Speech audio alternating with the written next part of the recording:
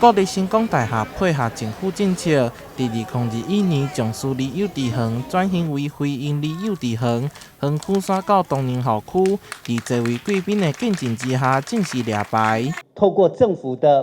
挹注，让我们这些所谓以往叫做私幼的家长，能够获得更大的一个协助。所以我觉得我们今天成功大学附设私幼，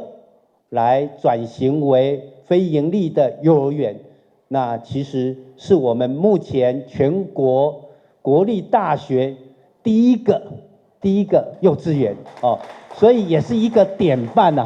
国教署提供7900万的经费，补助园区老屋新建，转型了后，以平价收费、优质教育、大型家长投入时间为特色，同时透过政府补助，减轻家长的负担，并且幼稚园老师的薪水也会当提悬。那另外，我们有承诺50个 person 的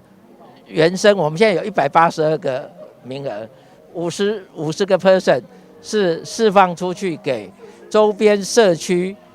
这个弱势族群的，